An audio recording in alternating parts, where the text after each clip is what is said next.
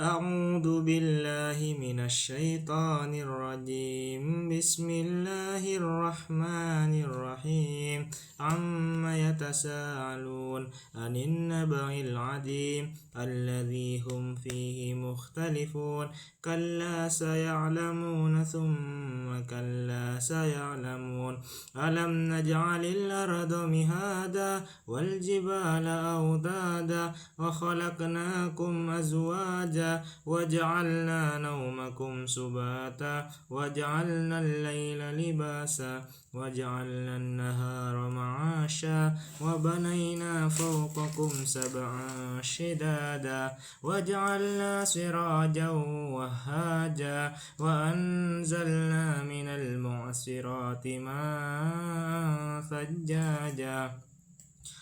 لنخرج به هبا ونباتا وجنات ألفافا إن يوم الفصل كان ميقاتا يوم ينفخ في الصور فتأتون أفواجا وفتحت السماء فكانت أبوابا وسيرت الجبال فكانت سرابا إن جهنم كانت مرصادا للطاغين مآبا لابسين فيها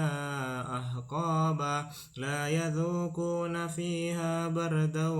ولا شرابا إلا هميما وغساقا جزاء وفاقا إنهم كانوا لا يرجون حسابا وكذبوا بآياتنا كذابا وكل شيء أحصيناه كتابا فذوقوا فلن نزيدكم إلا عذابا إن للمتقين مفازا حدائق وأعنابا وكواعب أترابا وكأسا دهاقا لا يسمعون فيها لغوا ولا كذابا جزاء من ربك عطاء حسابا رب السماوات والأرض وما بينهما الرحمن لا يملكون منه خطابا يوم يقوم الروح والملائكة صفا لا يتكلمون إلا من أذن له الرحمن وقال صوابا ذلك اليوم الحق فمن شاء اتخذ إلى ربه مآبا إنا أنذرناكم عذابا قريبا يوم ينظر المرء ما قدمت يداه ويقول الكافر يا ليتني كنت ترابا صدق الله العظيم بسم الله الرحمن الرحيم والنازعات غرقا والناشطات نشطا والسابحات سبحا فالسابقات سبقا فالمدبرات أمرا يوم ترجف الراجفة تتبعها الرادفة قلوب يومئذ واجفة أبصارها خاشعة يقولون إنا لمردودون في الحافرة أإذا كنا عظاما نخرة قالوا تلك إذا كرة خاسرة فإنما هي زجرة واحدة فإذا هم بالساهرة هل أتاك حديث موسى إذ ناداه ربه بالوادي المقدس طوى اذهب إلى فرعون إنه طغى فقل هل لك إلى أن تزكى وأهديك إلى ربك فتخشى فأراه الآية الكبرى فكذب وعصى ثم أدبر يسعى فحشر فنادى فقال أنا ربكم الأعلى فأخذه الله نكال الآخرة والأولى إن في ذلك لعبرة لمن يخشى أأنتم أشد خلقا أم السماء بناها رفع شمكها فسواها فأغطش ليلها وأخرج ضحاها والأرض بعد ذلك دهاها أخرج منها ماءها ومرعاها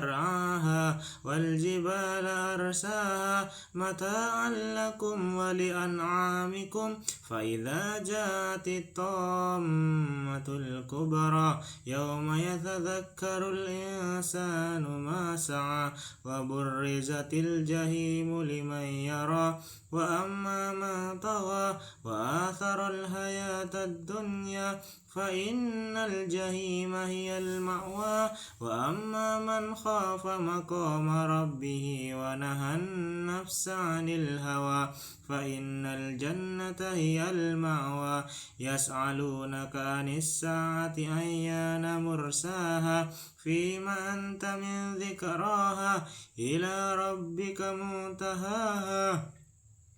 إنما أنت منذر من يخشاها كأنهم يوم يرونها لم يلبثوا إلا عشية أو ضحاها صدق الله العظيم بسم الله الرحمن الرحيم عبس وتولى أن جاءه الأعمى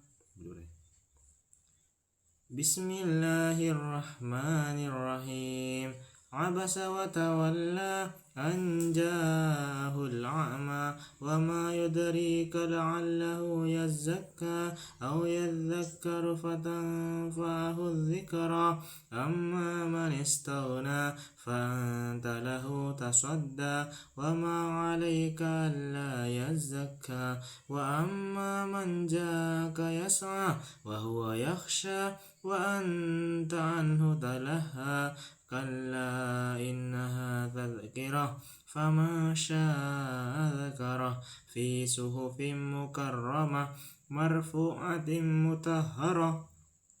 بأيدي سفرة كرام بررة قتل الإنسان ما أكفره من أي شيء خلقه من نطفة خلقه فقدره ثم السبيل يسره ثم أماته فأكبره